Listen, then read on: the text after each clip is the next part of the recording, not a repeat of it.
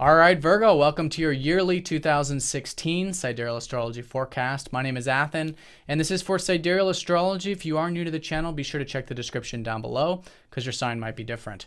All right, so transformative year in 2016, as you might guess, with all these things happening collectively and in our personal lives, especially since the tail end of 2015, because a lot of those same transits that started around that time are continuing into this year.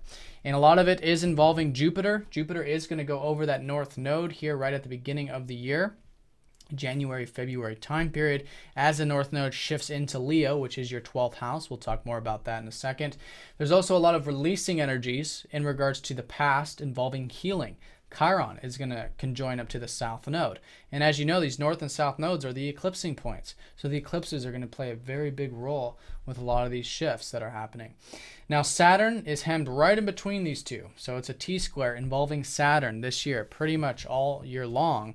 And so it's a year of hard work, of discipline, of patience, of perseverance, really taking that long road and steady approach to our life path, which is expanding with Jupiter. There's no doubt.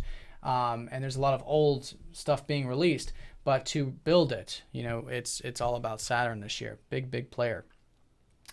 So that's the general energies in a nutshell. I want to show you the transit graph to show you this energy I'm talking about from last year. We had Jupiter squaring up to Saturn since August. That's continuing all the way through this first half of the year. So if you've been feeling since that time, that expansion and seeing what's possible, but while at the same time, that it does take hard work, that it does take patience, and all that Saturn energy, that's certainly a big part of all of this. We've had Jupiter trining up to Pluto since October, so it's been a great time for change. If you're open to change, then it's just a fantastic year for that. There's that healing energy I was talking about. And then Saturn squaring up to Neptune. This is that uncertainty and doubt that perhaps we've been feeling since November, also continuing this year. But the uncertainty and doubt comes into a much more grounded picture when we have faith and trust and we're willing to work hard in our life path. So let's see what the areas are that are associated with these energies. You've got your north node shifting into your 12th house this year, right at the beginning. You've had a lot of energy in your first house, which is about the self. It's about your own personal goals, your own personal drives, and your self-image and things like this. So now that energy starts to shift into spirituality. Okay, for the next about 2 years, it's going to be a time of you going within, getting that alone time, that rest and relaxation, your connection with God, reestablishing your connection with God so that you can have that faith and trust in your life. Now, the north node is that life path and direction, but you've had Jupiter expanding this already for the tail end of 2015, the second half, in fact. So if you found that there's been plenty of opportunities for you to connect to spirituality, to do things like meditation or yoga or prayer or church or whatever it is for you, this really becomes expanded these first couple months when there's a shift, there's a direction, there's an intention here with the north node joining up to that. So that's the area of growth. That's the area where it's really good to focus on and continue to expand on. While that's happening, there's also releasing, as there always is with the south node. So the releasing energies has been regarding relationships, one-on-one connections, old unhealthy patterns, unhealthy relationship energies in general being released. And now Chiron joins up to the south node February, March. And March is going to be the eclipsing times. We're going to have, as usual, those two eclipses at that time involving this.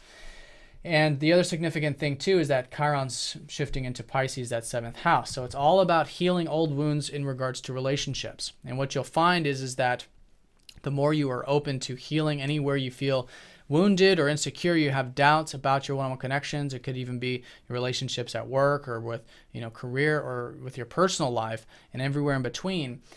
Then you're doing that work, and it's not so much conceptually understanding it as much as it's feeling it and doing and just meditating on it and allowing those old energies to go, right? But you could put hard work into that, which is Saturn squaring up to it, and that's going to be a big shift. And when you create that space with the relationship, old relationship energy, there's more new energy available for your spiritual connection in life, right? So you can't have that easygoing faith and trust and connection to God. So that's going to be a big part of all of this. And then later in the year, the south node conjoins up to Neptune around September time, which will be involving those eclipses, about releasing the old habits, old unhealthy routines or habits or daily things, maybe relating to work as well, when the South Node shifts into your 6th house mid-year. So let's look at this March time, because it's going to be very significant. March 8th, we have a solar eclipse right on the cusp between that Aquarius and Neptune. So again, those old energies, it's a new beginning here for you to create space, right, to do the healing work and allow the old things to go with relationships and even the routine and health, diet, or old habits in some sense. And that will create the space. And what you'll find is from this time all the way through September, when we have the lunar eclipse in Pisces, it'll be between March and September will be that time period to do that. And then in September it could culminate. It could be a high point for you to have that more healthy approach to those two areas of life, relationships and routine. So that's going to be a big part of it. And then the lunar eclipse will be on March 23rd in your sign. So as there has been, there's going to continue to be more new beginnings relating to you, especially anything you've been involved with over the past couple years with the North Node in Virgo, and maybe even the past 6 months from this point. All right, regarding you, your goals, your drives, your ambitions, things like that. And it looks like it's a pretty supportive lunar eclipse, all things being considered. So that's March. Chiron, like I said, shifts into the 7th at that time too. Saturn does go into a fucus, which is a deeper aspect of Saturn.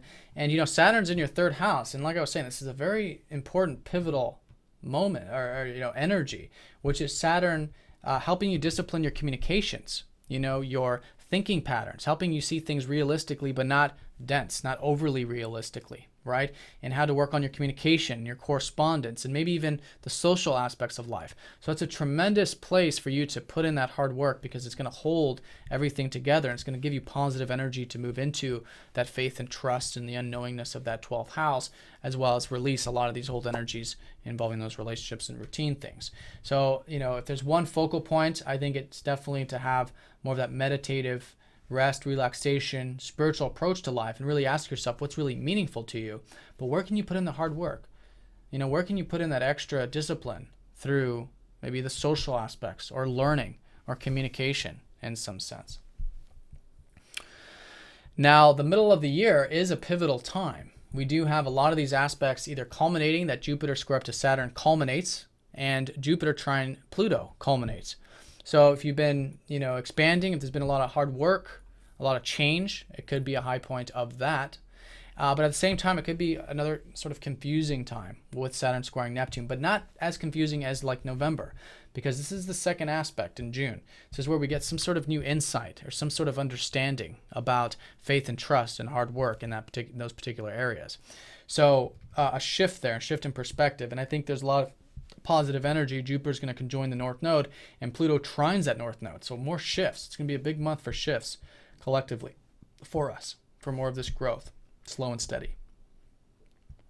Then in September, like I said, we have those eclipses. September 1st, a solar eclipse. So new beginnings regarding spirituality, regarding what's really meaningful to you, having that connection. And that'll be for the next 6 months, but really for the next 2 years, with the North Node transiting that 12th house of yours. And then on September 16th, the lunar eclipse will be in Pisces.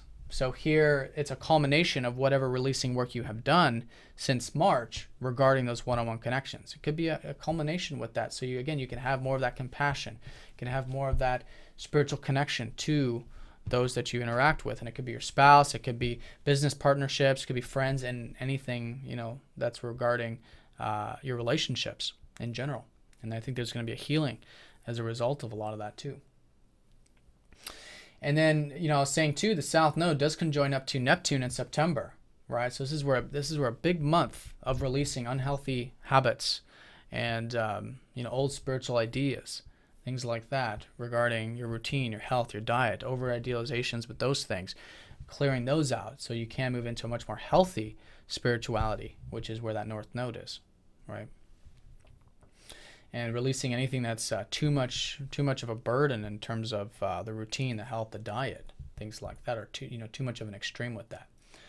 So that's the year in a nutshell, and I want to bring your attention to the fact that we do have a lot of new transits starting in December. which all line up, and this is all synchronistic, of course. And it's the only new transits that start that actually are long-term transits. So you can see there's a definitive shift, whereas this year is very much about hard work and discipline. And then from December onward, it's very freeing. It's a lot of liberating energy. Saturn trines up to Uranus. Jupiter opposes up to Uranus. Uranus trines the North Node. Okay, even Jupiter squaring Pluto is a lot of change. So it's so important this year to build those foundations with you, especially with that third house, and especially with your spiritual connection, working behind the scenes or whatever you're doing to get that alone time, right, or that spiritual time. And with those foundations, essentially, you do end up building the platform for much more, liberating energy where we can build our freedom. We can build, that liberation into 2017 from December onward. Okay. So it's a big year of change to the life path for you, especially that 12th house, releasing old energies and healing and working hard in the process. So Virgo, if you guys have any questions, I'm always here. I want to thank you all very much for all of your support, liking, sharing, commenting, etc. And I'll be doing the weeklies and monthlies as usual to get more specific on this. And I'll see you guys all next time. Have a good one. Take care.